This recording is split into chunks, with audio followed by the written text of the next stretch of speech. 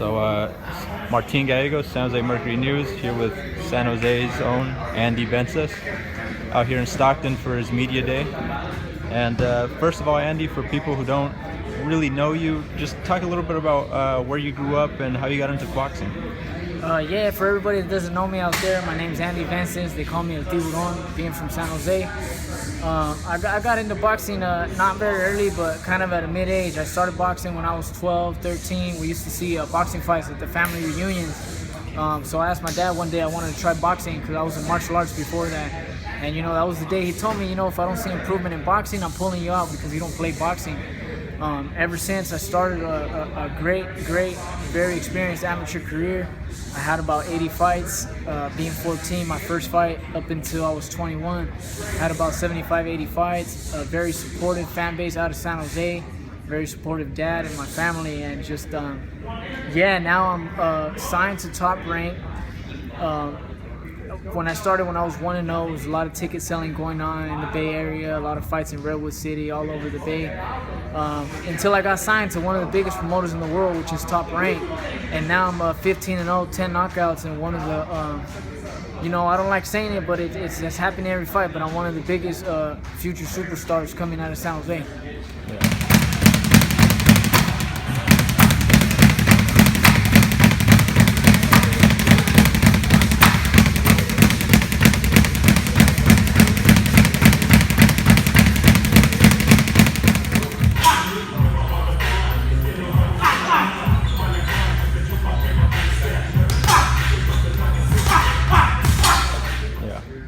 And you mentioned your dad got you into boxing. Any other boxing influences that you had growing up? Guys that you loved to watch? Guys who influenced you? We always used to watch Oscar de la Hoya.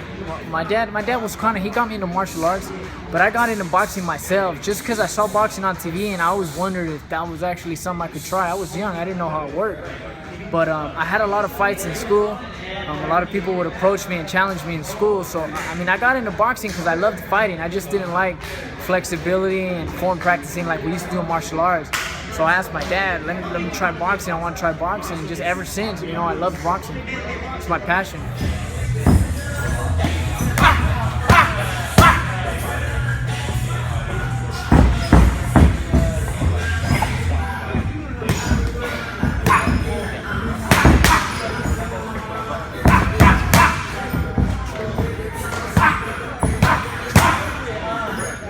And for those who haven't really seen your style of fighting, how would you describe it? Because I know it's kind of unique. You use your jab as kind of your main weapon of choice. How would you describe your style of fighting? Yeah, my style of fighting is very unique, very different. I feel like nobody has seen it. They think they've seen it, but once they go in the ring with me, they realize it's something totally different. I would say it's just a lot of, we just control the distance. Every inch, every step matters in the ring. Behind the jab, sometimes without the jab, just to make them lead. We counter, we go forward, we go backwards, we do lateral movement.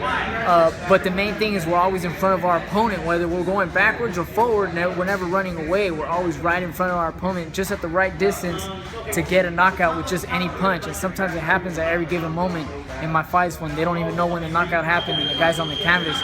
But it's a very unique style. I feel it's based on distance, behind the jab, controlling the movement, and just 100% pure boxer and body puncher. It's just very unique. It's very versatile. Yeah.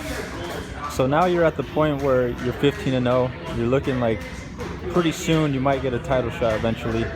I know there was a point in your life when you were coming up, you were working 2 jobs, you were working at night, and going to the gym and all that.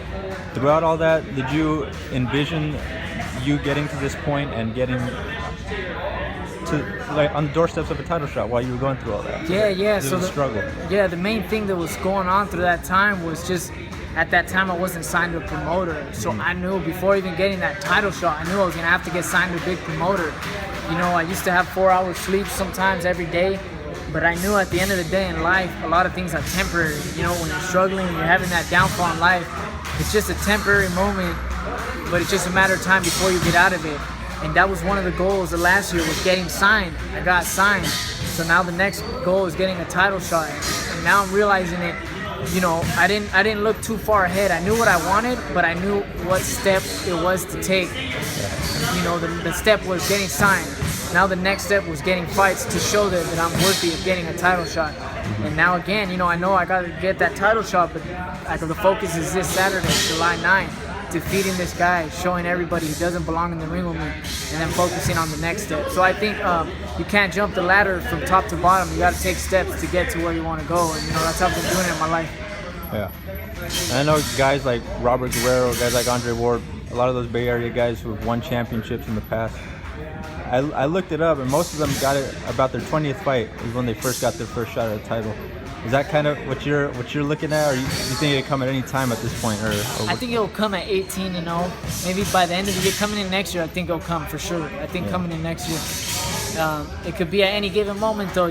Being signed a promoter now, things happen, fights fall out, and you get calls. So, I'm just gonna stay in the gym every moment because that could happen any second, any moment.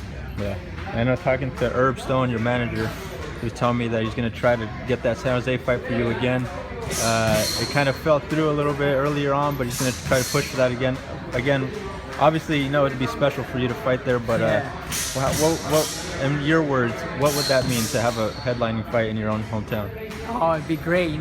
Boxing's been out for a while, so it was just, I don't want to envision it too much and get too excited, but it'd be something big, and I think San Jose's just waiting for that to happen. I think as soon as that happens, that's going to sell tickets itself, even with me fighting on it or not. A lot of people have been waiting for that. Right. I know you're always in the gym, so it's kind of hard for you to find time to do anything else, but outside of the gym, what kind of stuff you like to do? What does Andy Vences like to do in his spare time? Oh man, that's a hard question. Just spend time with the family. It's real hard to spend time with my family just because I'm always stuck in the gyms. So every moment I get, I try to spend time either with my family or my fiance or my little brother, and just cherish those moments that I have time, because I know during these times I don't have that time to spend with them. So I'm a very productive. I think I'm a very productive young man that takes advantage of my time, whether it's getting errands done or spending time with the family or doing things around boxing just to promote myself some way. But yeah, you could capture with a lot of family, just spending time or just relaxing at home, enjoying my time off. Yeah, and I know you're fighting July 9th, this Saturday, Tachi Palace Casino, Lemoore. The guy you're fighting, Moises Delgadillo, 15 wins, 15 losses. He's a guy, seems like a Mexican fighter who likes to come and fight. Is that what you're expecting, a guy who's going to come forward? Or I know your last fight you were kind of disappointed with your opponent's running. What are you expecting from him? Yeah. Well, at the end of the day, if he decides to run, that's his choice. But I was told by one of the matchmakers, Brad Goodman, told me you can't knock them all out. And he's right.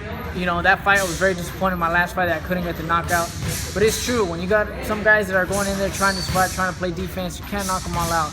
And, Moises Delgadillo, I expect him to be in front of me, but at the same time, I feel once he takes a couple shots, he's not going to want to be in front of me.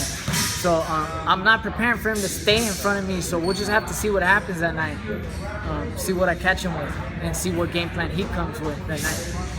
Yeah, okay. And just last message to your fans. A lot of people in San Jose who are barely going to start to get to know you once you blow up. So just a message to everyone who's going to start following your career. Just everybody that follows all the other Bay Area teams, just get behind me as well. I'm not going to talk about it. I'm going to show everybody through my actions that I'm going to make it happen. I'm going to be another symbol out of San Jose, another example to all the young kids that hard work pays off, and if you have a dream, just follow it. So just shout out to all my fans out of San Jose and everybody supporting me. Keep supporting me, because there's big things to come next year and big things to finish the year as well. All right, Andy Vences, thanks a lot. Appreciate the time.